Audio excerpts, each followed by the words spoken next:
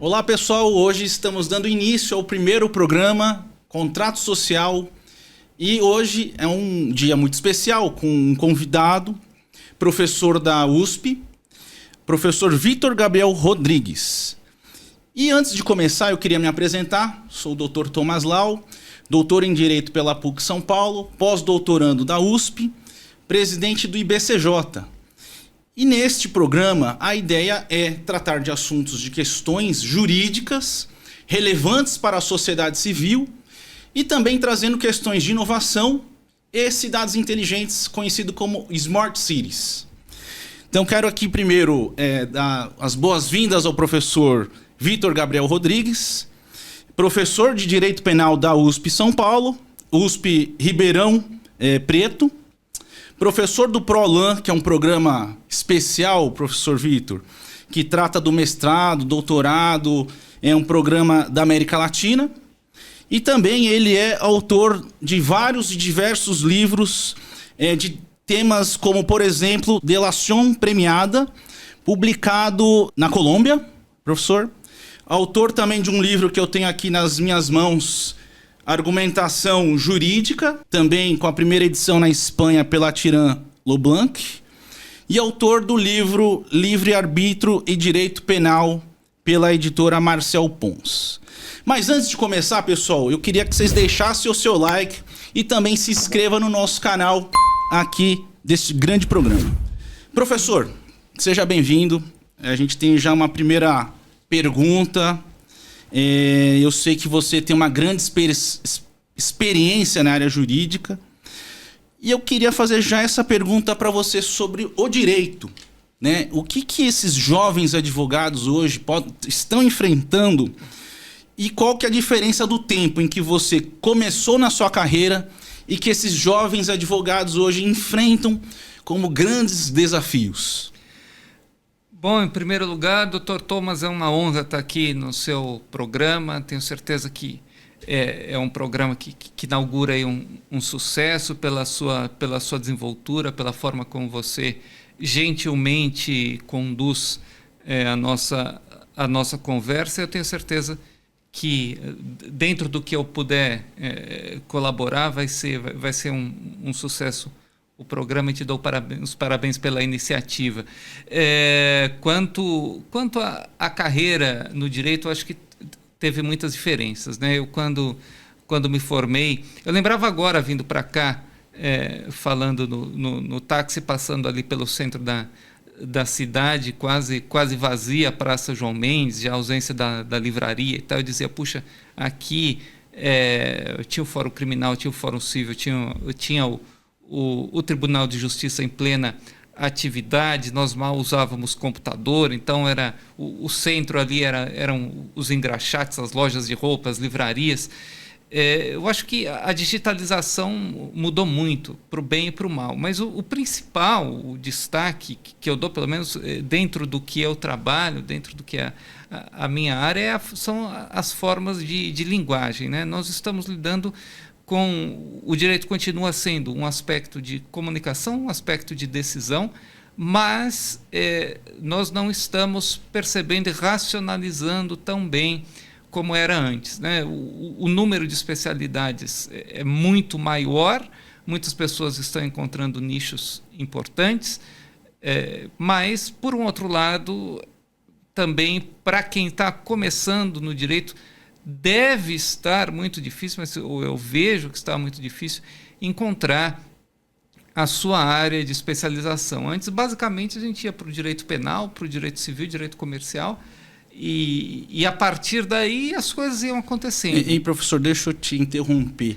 Eu lembro, né, na minha época de estagiário, a gente ia fazer o estágio no Fórum João Mendes, saía, via muito advogado, vinha estagiários de escritórios de advocacia, e hoje, com essa mudança, com essa tecnologia, não se tem mais.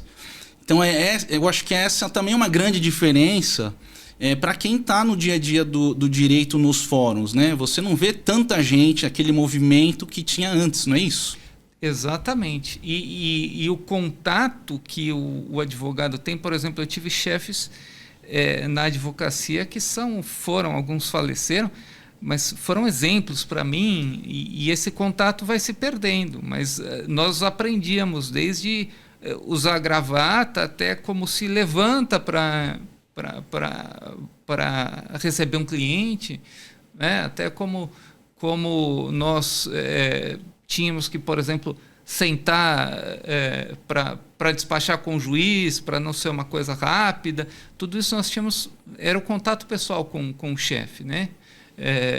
Que também está se perdendo muito pela digitalização. Pessoal, quero fazer uma grande pergunta aqui para o professor Vitor, que ele é especialista, livre docente na área do direito penal, e perguntar para o professor Vitor, de onde vem a escolha pelo direito penal? Né? Em que momento da sua vida você escolheu estar também nessa carreira acadêmica? Pergunta interessante. O direito penal, eu sempre desde de adolescente, eu gostava muito de ler romances policiais, né? Eu sempre achei filmes. Mas eu tive a oportunidade de conhecer meu primeiro chefe, que quando eu estava indo para o 2º ano de faculdade, que ele trabalhava só com o tribunal do júri. E ele morava no meu prédio e me chamou, então, para fazer estágio com ele. E a primeira vez que eu assisti um júri, eu fiquei absolutamente encantado. Eu achei que o meu futuro era ser do tribunal do júri. E professor, e como é que você se dedica a esta área, essa sua área acadêmica? Porque não é fácil, né? Eu sei que eu conheço já a sua trajetória. E como é que você se dedica a isso de forma tão exclusiva, com tanta paixão? Porque ao mesmo tempo que estar no fórum, estar advogando, eu acho que a área da profissão de ser um professor, ela é muito nobre. Então eu queria que você contasse, porque são os professores também que mudam toda a história do país. Muito obrigado. Eu hoje me dedico exclusivamente à docência, que não é pouco, mas eu resolvi, porque ficar na carreira exclusivamente acadêmica, porque eu tive a oportunidade, primeiro facilita o teu concurso na universidade, quer dizer, a gente tem a possibilidade de ter esse ganho, e segundo porque eu publiquei meu primeiro livro, esse de argumentação, agora com várias edições, está muito modificado, mas eu publiquei quando eu tinha acho que 24 anos, então sempre gostei muito de escrever. Eu conseguia ter acompanhado o mercado editorial, quando o mercado editorial ainda era bastante forte. Então eu tive esse sonho realizado de conseguir publicar obras, escrever, me dedicar a elas e viver um pouco dos direitos autorais. Pessoal, eu queria fazer uma pergunta para o professor Vitor, porque eu sei que ele faz um trabalho também internacional. Eu sei que ele se dedica também muitas vezes, professor, você faz esse trabalho nas universidades da Europa, você está sempre em Valladolid. E eu queria que você contasse um pouco para o jovem advogado da importância dessa influência da área jurídica internacional. Qual que é a importância no seu pensamento, na sua reflexão? Como é que essa formação para o jovem advogado, quando você tem uma universidade estrangeira também te ajudando na sua pesquisa?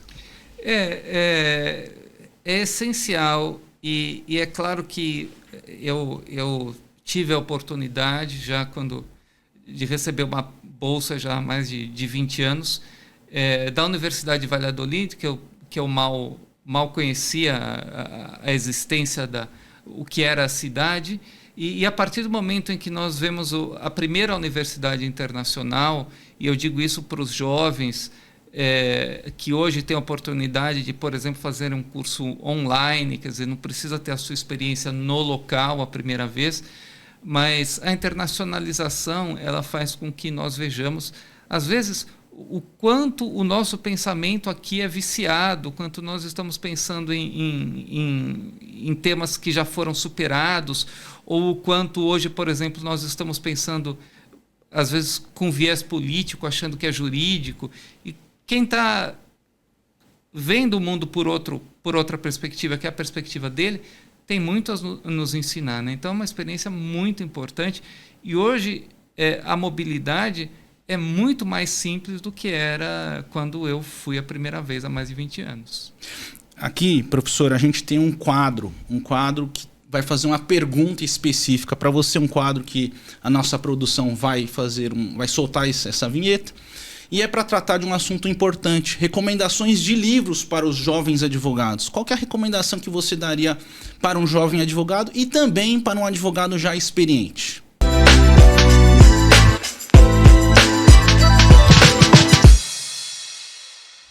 Professor, então você está pensando sobre os livros? Quais livros você indicaria então para o nosso público? Olha, Thomas, eu sei que você também é um grande leitor. Eu vou falar sempre vou partir para a área de ficção, que eu gosto muito, mas eu acho que é por época, né? Hoje, por exemplo, tenho trabalhado com alguns livros referência em termos de compreensão do que é a nossa sociedade. Eu vou indicar 2. O primeiro deles, eu acho que é pouco conhecido do nosso público em geral, apesar de ser um grande sucesso internacional. Eu acho que no Brasil ele se chamaria a Confederação dos Tontos, ou a Confederação dos Nécios, The Confederacy of Dunces. E é um livro de ficção. É um livro de ficção. É um livro dos anos 60, de um autor chamado John Kennedy Toole, e é uma história tremenda do próprio autor. Ele acaba se suicidando, o autor, depois uma história muito triste da publicação, mas é uma grande comédia sobre o politicamente correto. E é um livro que nos Estados Unidos fez um sucesso tremendo, e eu aconselho a leitura porque nós estamos também vivendo épocas de politicamente correto. Eu acho que aquele livro traz uma visão, uma explicação que tem muito a ver com o que nós temos hoje de polarização. E o outro, esse já é mais avançado. Para quem está começando, não posso deixar de recomendar também de ficção o meu Caso do Matemático Homicida. De fato, é um livro muito usado até em Portugal, editado pela Almedina, que conta a história de uma pessoa que resolve... tem um episódio de vida em que ele se decide se ele vai cometer um crime ou não. E o fim do livro pergunta para o leitor quais seriam as razões pelas quais ele seria condenado ou absolvido por um crime se ele o cometesse. É um livro que eu me auto-recomendo como autor, mas acho que ajudou muitos alunos meus a começar no direito penal. Professor, e outra coisa também, o pesquisador que tem uma pesquisa, que já escreveu uma dissertação, que já escreveu um livro, é difícil publicar em editoras internacionais? Eu acho que a gente tem que imaginar, Thomas, e você também tem essa experiência, eu acho que nós temos que pensar, por exemplo, como se fosse a carreira do músico, como se fosse a carreira do ator. Você tem que pensar primeiro no seu sucesso local. A partir do momento em que localmente você é reconhecido, a editora internacional começa a se perguntar por quê? Da onde vem isso? Qual é a possibilidade de tradução? Qual é a possibilidade de adaptação?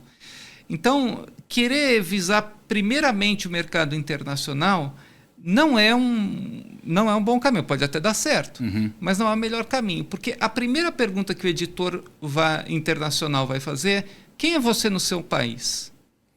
Então você está dizendo assim, é melhor realmente publicar no país e posteriormente uma publicação internacional. Até o leitor internacional, a primeira questão que ele vai fazer é: quem é essa pessoa lá? Né? Se a gente pega, por exemplo, um romance de um autor, por exemplo, austríaco, Você vai ver que o romance vai indicar, olha, na Áustria ele é o mais vendido ali, ou ele é a grande personalidade. Quer dizer, se ele vem da Áustria, ou se ele vem do Japão, ou se ele vem da China, eu vou perguntar quem é essa pessoa lá, para ela ter vindo parar aqui agora, né? Então, eu estou agora com publicações internacionais em castelhano, em espanhol, mas quase todas iniciadas aqui, né, a partir do Brasil. Depois, a editora internacional se interessa. Pessoal, olha que curiosidade bacana. O professor Vitor já foi aqui observador oficial das eleições da Argentina. Professor, como foi essa experiência de ser observador das eleições da Argentina? E o que faz um observador das eleições? Olha, foi bastante peculiar. Fomos o professor Eduardo e eu representando o Ibrachina, e tenho que dizer que foi também o Thomas por falta de sua agenda, que o convite vinha diretamente à instituição. Eu tive a oportunidade, então, de comparecer. É muito interessante porque nós vemos o que é uma festa da democracia, né? Independentemente do resultado, agrade ou não o resultado, é um procedimento muito delicado em que os ânimos estão tensos, porque está em jogo o futuro do país, e as pessoas confiam muito naqueles que vêm de fora observar. Então, nós passamos o dia tendo a oportunidade de ser, né, eles nos colocaram tecnicamente como visitantes, e a partir dessa visita observamos como se fazia a contagem, bem diferente do Brasil, como se fazia a votação por cédula, e conhecer como é o ambiente, a cultura do povo. A cultura do povo nas eleições, ela aflora muito. Então é uma experiência muito bonita. Professor Vitor, teve muitos observadores de diversos países, entidades. Como é que ficava assim? Era na sala? Todo mundo ficava ali dentro da votação? Como é que acontecia isso para os nossos telespectadores saberem como é que funciona realmente nas eleições na Argentina?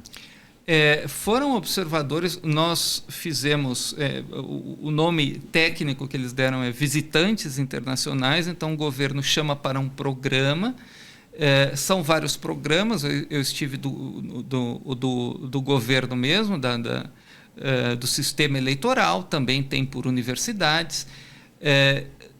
Nós fazemos um pequeno curso em que se mostra primeiramente quais são as eleições, colocamos todas as nossas perguntas sobre como foi a dúvida que nós temos sobre eventual imparcialidade, que não surgiu nenhuma, quer dizer, estava tudo muito feito, muito às claras.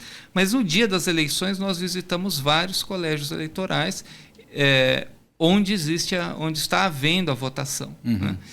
E a partir daí nós tivemos a oportunidade de ver a apuração e o resultado final. Então é um dia inteiro, quer dizer, o dia das eleições nós passamos... E aí vocês ficaram até o final da eleição? Até a declaração. No nosso caso foi no primeiro turno, até a declaração do resultado, que então nós estamos junto com... os visitantes estão junto com a imprensa, né? Tem uma sala para visitantes em que se divulga o resultado para todos, inclusive para os jornalistas que ali estão. E professor, falando em estudos latino-americanos, a gente sabe que está sendo confeccionado um livro, né, com vários autores, com vários professores de diversos países latino-americanos. E a minha indagação qual que é a sua visão atual sobre a América Latina? E por que estamos numa região tão pouco estudada? Qual que é, na sua opinião, na sua reflexão, quais são as oportunidades de trabalho com a América Latina? Porque hoje, até o presidente do BID falou da potência que é a América Latina. Então, eu queria que você colocasse aqui para o nosso telespectador o que você pensa sobre os países aqui na América Latina. esse projeto, na minha opinião, quer dizer, hoje está sendo o projeto da minha vida, esse livro, do qual você participa com muita honra, como um dos especialistas em direito internacional, mas nós temos também especialistas na área de artes, especialistas na área de história, de política, para fazer uma obra vista desde dentro, a América Latina vista desde dentro, porque a América Latina ela é estudada muito quer dizer, quem constrói a leitura, por assim dizer, da América Latina são escritores internacionais. E nós temos aqui uma região muito rica e uma região com uma sociedade, muita gente não gosta que se diga isso, mas com uma sociedade ainda em formação.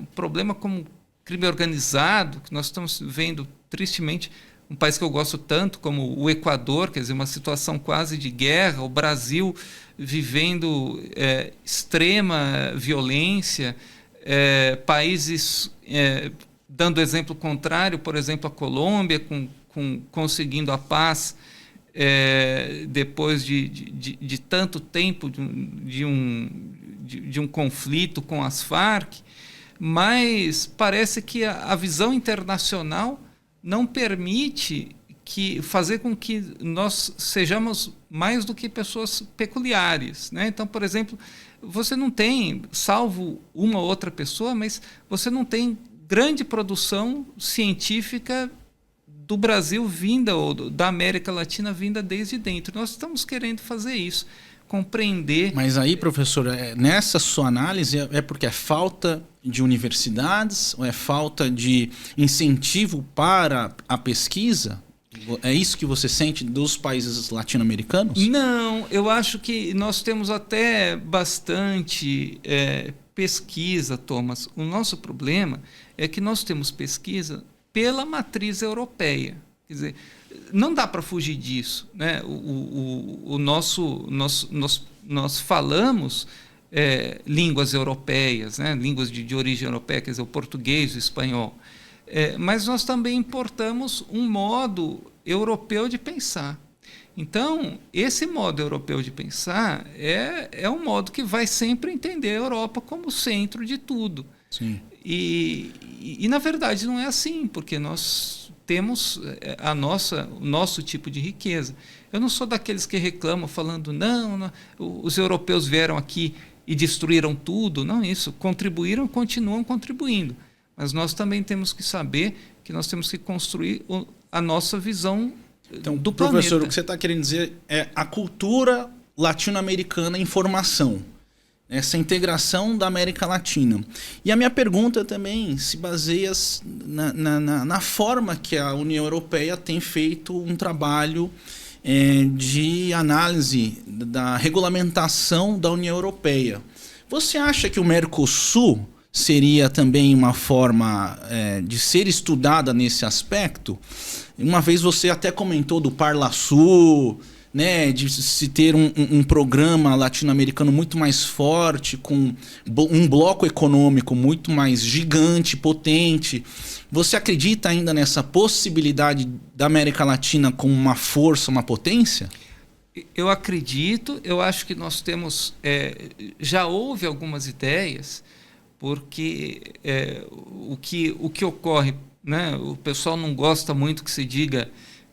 não é que não gosta, que ainda polariza falar a questão do agro, mas na verdade a América Latina ela produz alimento para o mundo inteiro, o Brasil principalmente, né?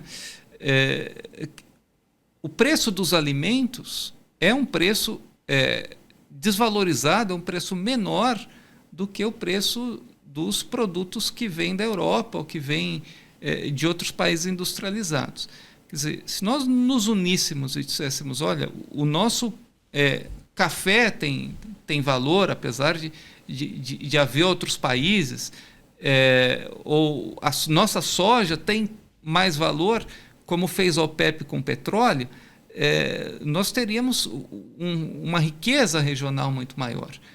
E por que não fazemos isso? Porque somos divididos, né? Nós não temos, por exemplo, um contato, e você, Thomas, que eu te conheço de longa data, você sabe disso, você sempre valorizou, mas, por exemplo, nós não temos o contato com o direito colombiano como deveríamos, né?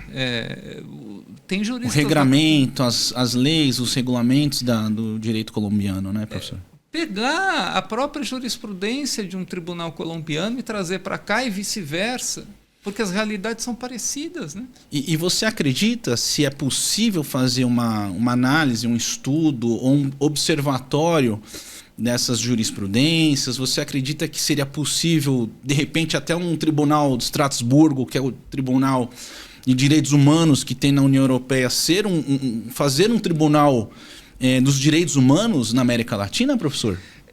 Nós temos o problema. A gente tem a Corte Interamericana de Direitos Humanos, que ela não tem um poder coercitivo. Então, ela julga os estados e não traz um poder coercitivo. Mas uma união, por exemplo, dos próprios advogados, no sentido de construir um direito latino-americano e integrar, é algo que seria fenomenal para nós, até para nós entendermos as diferentes realidades, os diferentes propósitos de cada país, né? Porque desde fora nós somos vistos como um bloco, né? É difícil você ter um europeu ou até um norte-americano que saiba o que é a Bolívia, o que é o Equador, o que é o Paraguai. Ele sabe a América Latina. Mas nós não nos comportamos como bloco aqui, né? Basicamente, nós viramos as costas para os outros países. Bom, pessoal, estou com um livro aqui do professor Vitor, um livro de argumentação jurídica. E eu queria já indagá-lo aqui, porque você já defendeu a teoria que o direito está ligado à narrativa e à construção do texto. Como é que isso tem se desenvolvido, professor? Foi um grande... Desde que eu comecei lá no Tribunal do Júri, eu entendi que o direito ele se dava pela narrativa. Quer dizer, toda a parte, a compreensão do direito, se você trouxer para os fundamentos da resolução de conflitos da narrativa, quer dizer, a forma como nós temos uma progressão do conflito e como ele se resolve, disso você retira toda a estrutura, por exemplo, do direito penal. Então, eu fiz no meu manual de direito penal, eu fiz um estudo sobre o tipo penal colocado a partir da narrativa, né? Que seria o tipo penal feito como um relato e que existiria, então, uma expectativa de solução, e essa expectativa de solução ela é transformada através do tempo e isso faria, então, resultaria na pena. Essa era uma ideia inicial que hoje, depois de 20 anos aí trabalhando, eu estou começando a publicar edições finais sobre essa teoria. Basicamente vai sair agora, esse livro de argumentação vai sair numa 7ª edição, já depois de uma grande revisão, e outra publicação que estou fazendo na Espanha nesse sentido. Mas, basicamente, nós temos que compreender que quem domina a narrativa domina a hermenêutica jurídica, domina a lógica e, às vezes, até a matemática. Quer dizer, a própria estrutura matemática é uma estrutura conflitiva. Então, eu tenho vários escritos nesse professor, assunto. quando você pega um livro, você escreve um livro e você quer atualizar esse livro, você se baseia no quê para se atualizar no livro? De mudanças de pensamento? Você já colocou suas novas colocações, suas novas opiniões no livro? Ou como é que você te motiva a escrever? Eu basicamente, o meu dia a dia ou estar escrevendo um livro, ou né, além das aulas, ou estar revisando. E eu acho isso muito prazeroso, apesar de ser bastante solitário. Muitas vezes eu começo a partir das leituras, quer dizer, vendo se existe alguma ideia nova e aproveitável pelo mundo. Se não houver, sempre há, mas se não for parelho com aquilo que eu estou escrevendo, a observação da realidade é muito importante. Por isso que eu gosto de escrever bastante artigos, como você também faz, né, Thomas, em jornal, não é só para mostrar a nossa opinião para o leitor, mas é para a gente poder treinar o nosso cérebro a colocar aquilo que está ocorrendo naquele momento dentro de um texto. E, obviamente, sabendo que aquele texto vai render outro fruto dentro de um livro daqui a uns anos. Pessoal, vou fazer uma pergunta agora para o professor Vitor. Quem quer seguir a carreira acadêmica, que nem você, né? Quais são as oportunidades nesse tipo de mercado agora na atualidade, professor? O mercado mudou muito e hoje a pessoa tem que buscar a pós-graduação, começar o mestrado, começar o doutorado, só que tem que ter ideias fixas, a ideia fixa de que ele quer seguir a carreira acadêmica. Não vai ser possível de início, é algo demorado, mas as pessoas que persistem nisso conseguem. Repito, a internet está aí com oportunidades boas e oportunidades ruins. Oportunidades boas, essa, por exemplo, que você traz, de fazer com que a pessoa no YouTube tem acesso ao conhecimento, tem né? acesso à experiência. Sim, eu nunca tive quer dizer, eu via meus professores ali, eu não sabia o que fazer, né? Por onde vai. A gente não tinha esse caminho.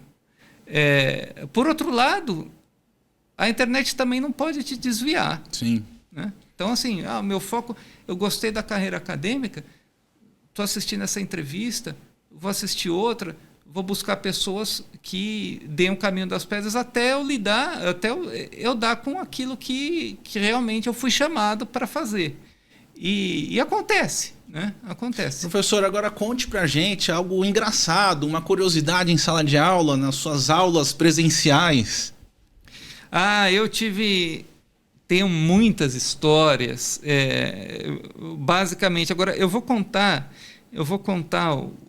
uma ou duas que estão em torno da mesma coisa, mas eu acho que o interessante da sala de aula é que a gente hoje está um pouco conflitivo, a gente fica um pouco desanimado com a não possibilidade de se expressar como nos expressávamos antes.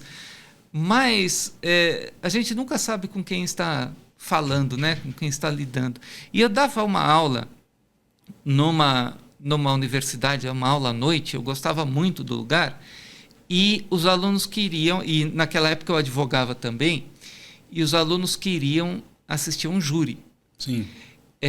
Um júri meu. E o que aconteceu? E eu estava sem muitos e tal, até que chegou um cliente no escritório e ele tinha, não vou revelar detalhes do caso, para não, porque vai que eu já aprendi da identificação, mas e o júri no tribunal lá na Barra Funda. Lá na Barra Funda. E eles queriam assistir. E eu tinha um cliente que ele era acusado de um delito, eu sempre falava, olha, fala a verdade. Tá? Ele dizia, não fui eu que cometi.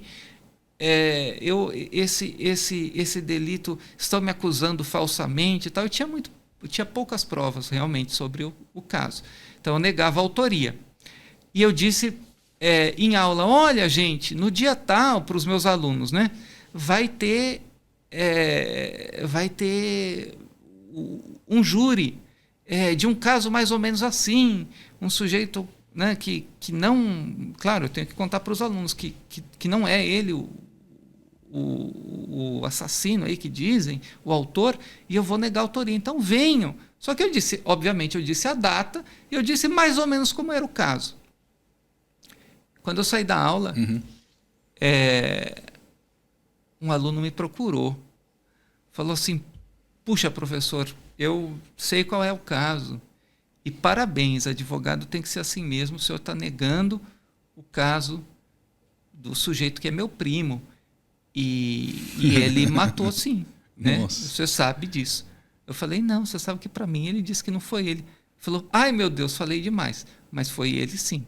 Toda a família sabe. E aí foi engraçado, porque obviamente a gente foi... eu fui simplesmente convidá-los ao júri, depois eu fui falar com o cliente. Falei, olha, desculpa, mas eu soltei na aula o caso, o seu primo identificou e me disse que você não está falando a verdade. Foi interessante. E professor, conta um pouco da universidade, a USP em Ribeirão Preto, porque eu sei que os resultados dos alunos da USP Ribeirão Preto, na OAB, por exemplo, são resultados muito positivos. Eu acho que a melhor faculdade hoje do Brasil é a USP Ribeirão. Sem dúvida. Claro, nós não temos nenhum tipo de competição com o Largo São Francisco, onde eu me formei, mas as pessoas precisam conhecer que hoje a USP tem 2 faculdades de Direito. E Ribeirão é uma faculdade muito mais jovem e uma faculdade que tem essa questão do interior, não no mau sentido de que de que as coisas sejam mais lentas, que são às vezes no interior, quer dizer, não é São Paulo, mas o bom de que a pessoa se dedica, tem muito mais tempo para se dedicar aos estudos, né? Então, mas os alunos fazem estágio lá ou eles ficam mais na área do estudo? Tem alguma prática jurídica, professor Vitor? Tem um programa de estágio do qual não participa, não sei exatamente como mas com certeza, obrigatoriamente, eles têm estágio a cumprir. Agora, o interessante que aconteceu da pandemia para cá é que os grandes escritórios contratam os alunos agora de lá porque eles trabalham virtualmente, os estagiários. De forma remota, dentro da universidade mesmo. Então, o dia a dia para eles acaba sendo de muito mais estudo, eles não têm essa questão de deslocamento e eles são chamados para os grandes escritórios, seja de Rio de Janeiro, Brasília, São Paulo. Quer dizer, aquela desvantagem que tinha o interior de não trazer mais a pessoa, quer dizer, de não dar oportunidade porque não tem escritório grande, ainda que Ribeirão Preto tenha escritórios muito bons, mas aquele preconceito de não vou ficar no interior porque ele não vai me dar uma oportunidade de trabalho, isso acabou. Porque as pessoas olha estão que nas redes bacana, a sociais. gente está aqui num programa de podcast, contrato social, e uma das nossas vertentes é inovação, professor. Então a pergunta que fica, que a gente está falando de inovação, de tecnologia, então você acha que a inteligência artificial, então, pensando no que a gente já está... Você colocou várias situações. Você acha que ele é uma ameaça para os operadores do direito, a própria inteligência artificial? Eu acho que muita coisa já está mudando. Tanto a interpretação, a argumentação, a interpretação do direito vai passar por inteligência artificial. Acho que não tem jeito. Não tem escapatória, professor. Não tem escapatória. Agora, todos nós teremos, então, que ser mais inteligentes e mais preparados que o computador. E isso nós vamos recomeçar, na minha opinião, vamos não, né? Já estamos fazendo, recomeçar a fazê-lo na escola, então, na faculdade.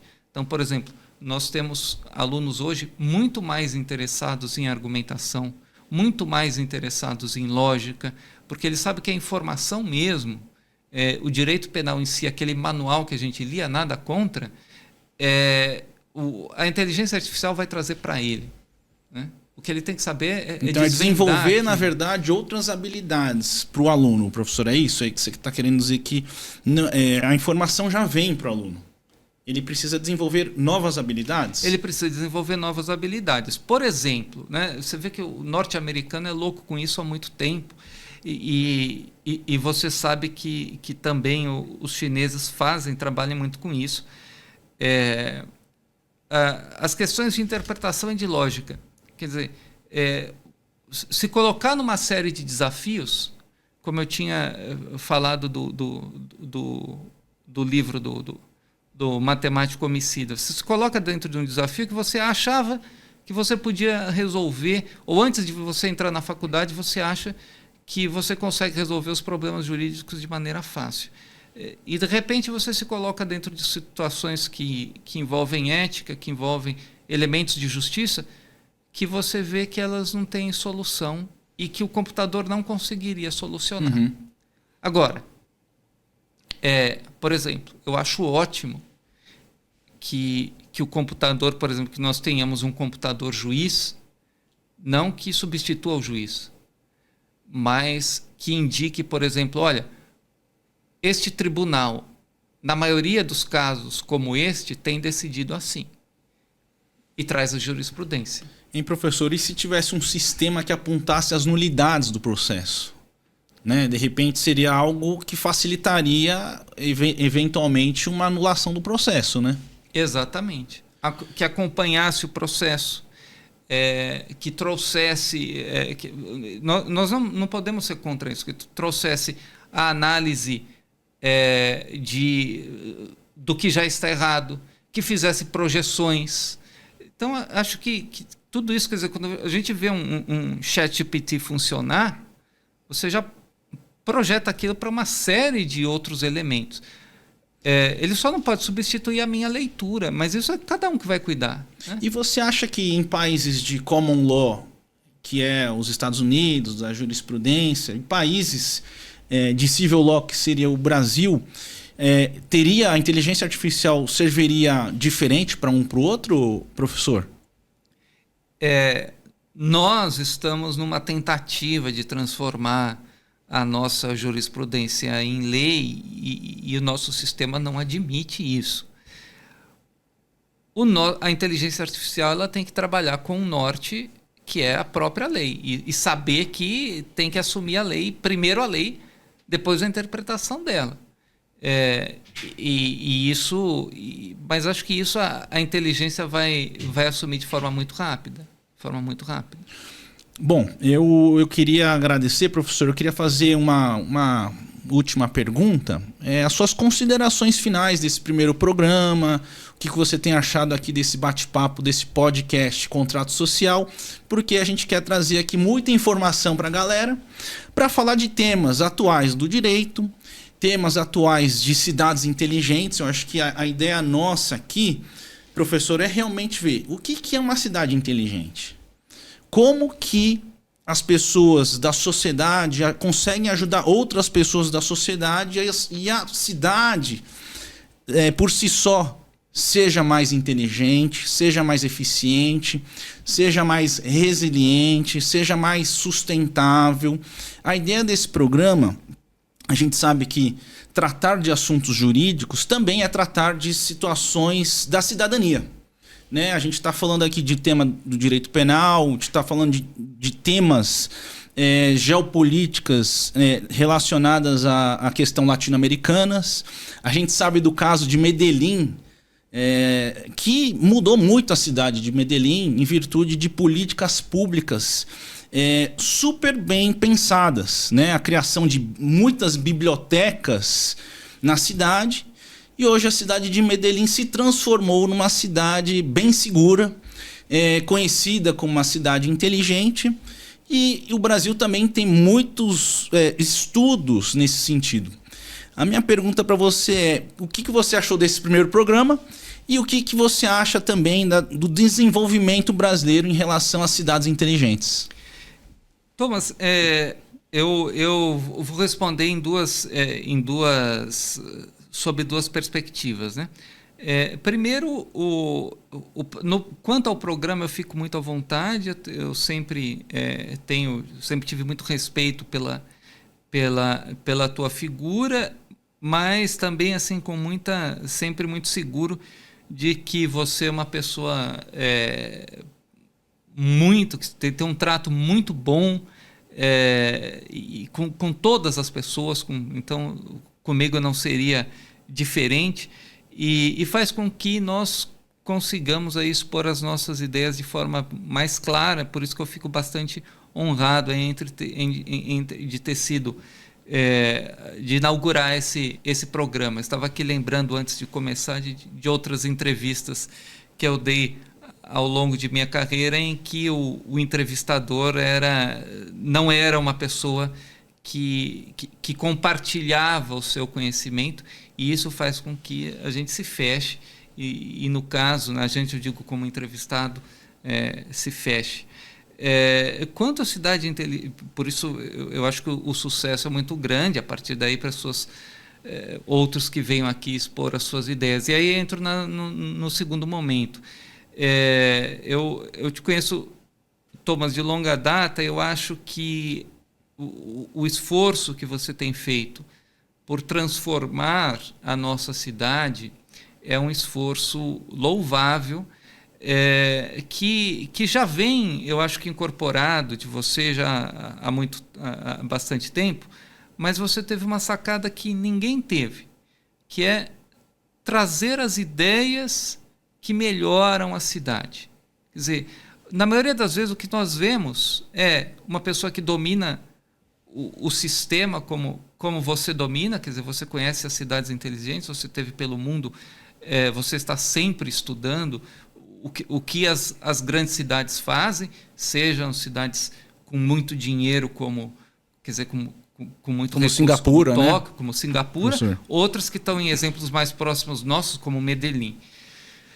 Mas, além disso, você olha localmente e está sempre agregado de pessoas que trazem exemplos, desde aquele cara que melhorou lá a favela, que se chama de comunidade, mas quer dizer, desde aquela pessoa que começou um projeto ali no meio da pobreza extrema e conseguiu transformar o local, até outro que é ultra especialista em câmera, reconhecimento facial, e que pode trazer a experiência da China ou de Tóquio. Isso acho que só você tem feito. E eu acho que, nesse momento, por isso que eu me sinto honrado de começar, eu acho que o programa vai ser um hub de ideias para que nós possamos melhorar a nossa atividade. E nós estamos precisando, porque de pessoas que comentam economia global e que dizem que vão transformar o mundo, a gente tem um monte na internet. Mas de pessoas que dizem que vão transformar o nosso bairro e a cidade, eu nunca vi. E você tem feito isso já há uma década. Eu acho que é o tema, né? Professor, é questão da educação. Eu acho que a educação, o trabalho de você realmente transformar a região, porque são as pessoas que moram na cidade. Então, acho que para mim é uma alegria tê-lo aqui no nosso primeiro programa, porque você, através da educação, você, através das suas aulas, você já transformou muitas pessoas, muitos jovens estudantes de direito que hoje já são grandes advogados, são juízes, são promotores, delegados, operadores do direito, professor. Então, para a gente, desse programa do Contrato Social, é uma grande alegria tê-lo aqui conosco. Eu queria agradecer também, porque foi o convite que eu fiz, você prontamente aceitou. Então, para a gente também, nesse primeiro programa, é uma alegria recebê-lo. E também pelo bate-bola que você fez aqui, professor. Você contribuiu muito na área jurídica, especialmente para os jovens advogados e essa turma toda que vem aí trazer e pescar novas ideias com alguém que já tem uma grande experiência no mercado de trabalho, no mercado acadêmico. Muito obrigado, é um prazer estar aqui e muito sucesso. Obrigado, professor. Pessoal, deixe o seu like, se inscreva no canal e ative as notificações desse programa Contrato Social Podcast Thomas Lau.